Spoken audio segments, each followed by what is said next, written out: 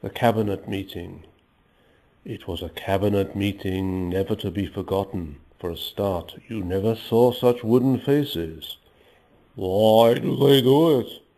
the Prime Minister asked. "Why? Why? Why? Children of 8 have been throwing Molotov cocktails at the police. High streets have been razed to the ground. Hundreds of policemen have had to receive hospital treatment, some of them with serious injuries. Why?" No one ventured to volunteer an explanation. In fact, each minister seemed to find the sheet of blotting paper in front of him an object eminently worthy of the closest scrutiny. Certainly no one wanted to meet the Prime Minister's eye. There is, however, no means of blocking the channel of auditory perception. "Algernon?" Algernon's face remained as blank as the blotting paper he was looking at. "Rupert?" Rupert just giggled. "Aubrey?" Aubrey just put on his usual sickly smile. "Cyril? William? Adrian? Cuthbert?"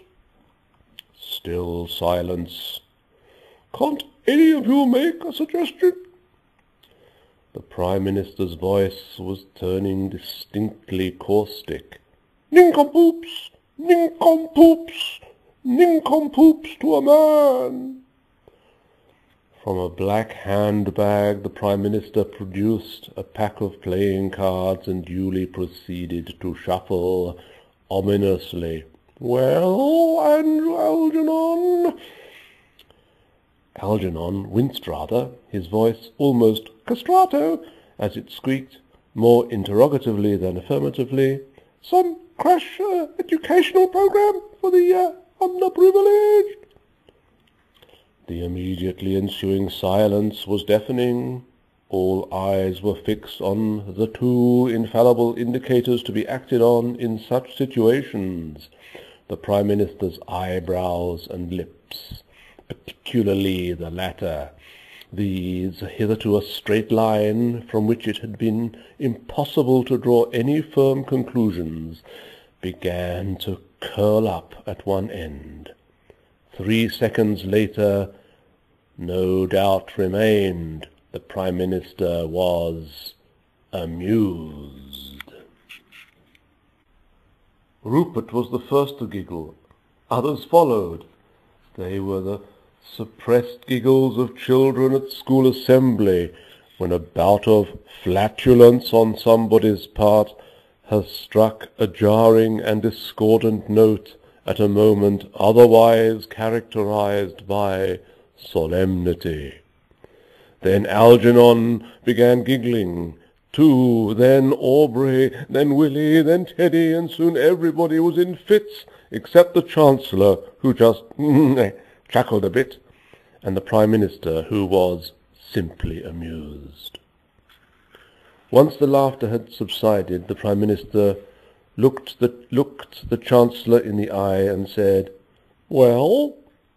"Out of the question, Prime Minister, quite out of the question. Totally out of line with the government's present Manjumbury policies." "Quite," said the Prime Minister. "James?" "Urban renewal," James suggested archly. Giggles again. Again the Prime Minister looked at the Chancellor. Again the answer, "Out of the question." "Quite," said the Prime Minister. "More suggestions?" After 20 seconds had elapsed, a voice from the other end of the table chirped, "How about increasing social benefits for the poor?" Then they came with astounding rapidity. "Let's try industrial expansion." "What if we set up a commission to look into the underlying causes of social friction, racial tension and juvenile delinquency?" "Tax rebates for those earning less than 300,000 a year?"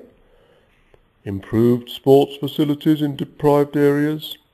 "The white heat of technological change?" With each further suggestion, hysterical giggling reached a new pitch. Things came to a head when Algernon and Rupert in the grips of the side-splitting convulsions of uncontrollable mirth, tumbled off their chairs and were soon rolling about on the floor. Then the thunderbolt struck. With an ear-piercing shriek, the Prime Minister brought everybody to his senses. "Nincompoops! Nincompoops! Every man of you a nincompoop! Now I want a serious suggestion." The Prime Minister eyed each colleague in turn with an icy and implacable glare until the tension was unbearable.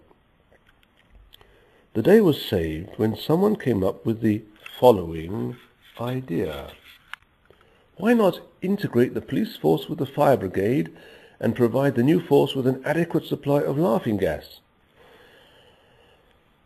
The Prime Minister turned to the Chancellor. The Chancellor got out his pocket calculator and fiddled with the buttons before uttering with Delphic authority the word all ears waited to hear, and it came, and the agony was over.